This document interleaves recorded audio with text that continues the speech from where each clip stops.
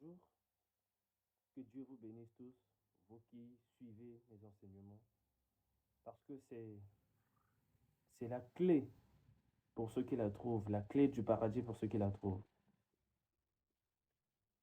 Bien, aujourd'hui nous allons parler de Matthieu 6,33. Que dit Matthieu 6,33? Parce que beaucoup de gens disent chercher Dieu, mais font le contraire de ce que Dieu instruit dans la parole. Si Jésus-Christ a dit, sa nourriture est de faire la volonté de celui qui l'a envoyé. S'il a répondu au diable, l'homme ne vivra pas de pain seulement, mais de toute parole qui sort de la bouche de Dieu. C'est parce que Jésus-Christ sait que non, le pain là, ce n'est rien, c'est pour cette vie. Mais la nourriture spirituelle, c'est la parole de Dieu. L'homme vivra de ça, pas seulement dans cette vie, mais dans la vie qui vient après cette vie. Aucun homme ne peut vivre, ne peut aller directement au paradis sans pour autant passer par cette vie. Non. Cette vie-là est le canal, est en fait, est la base. Et cette vie qui juge bon la façon que l'homme aura vécu sur terre, c'est cette façon-là qui lui donnera en fait accès au royaume de Dieu ou soit en enfer. Parce que c'est dans cette vie-là que Dieu nous écoute, que Dieu nous a rendu disponible sa parole, que Dieu nous a ouvert une porte du paradis, de la vie éternelle, et que le diable aussi a une porte qu'il vous écoute aussi, qui vous a ouvert une porte pour l'enfer, afin que vous brûlez ensemble dans l'enfer. Nous allons voir ce que la parole de Dieu dit au sujet de ce que nous devons prioriser premièrement, d'abord et avant tout. Nous allons lire Matthieu 6,33 pour savoir qu'est-ce que dit la parole de Dieu au sujet de ce que nous devons prioriser et chercher d'abord et avant tout. Allons en Matthieu 6, nous allons lire le verset 33. Matthieu 6, le verset 33 dit, « Cherchez premièrement le royaume et la justice de Dieu, et toutes ces choses vous seront données par-dessus. Ne vous inquiétez donc pas du lendemain, car le lendemain aura soin de lui-même, à chaque jour suffit sa peine. » Matthieu 6, 33 nous dit, « Cherchez premièrement le royaume et la justice de Dieu.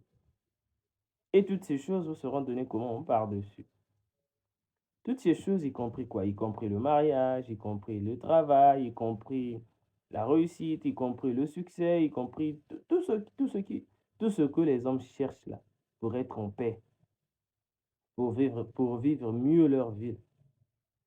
Dieu dit, si nous cherchons d'abord le royaume et la justice de Dieu, il n'est pas dit chercher d'abord le mariage, chercher d'abord le mari, chercher d'abord les enfants, chercher d'abord le travail, chercher d'abord venir à Dieu spécialement pour ses besoins spécifiques.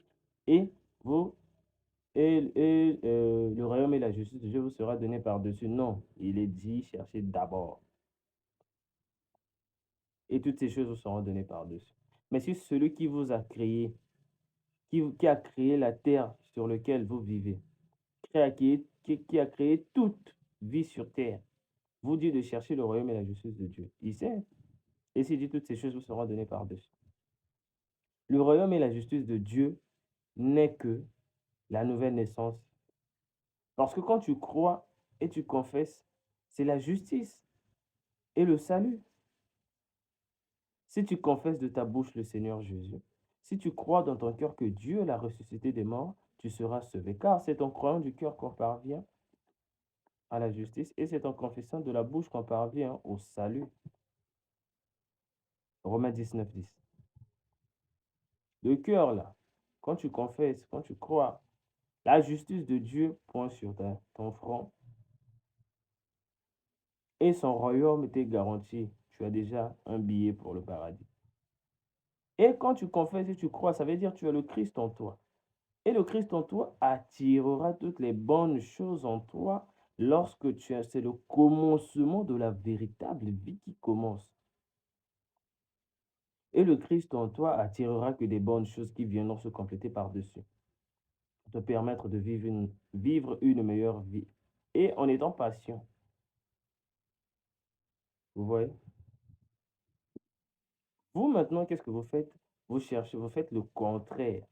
Vous cherchez d'abord la meilleure vie et puis ensuite, bon, je vais chercher le royaume et la justice de Dieu. Mais en ce temps-là, le diable vient maintenant pour faire en sorte que vous n'ayez pas cette vie, que vous restez stagné là où vous êtes.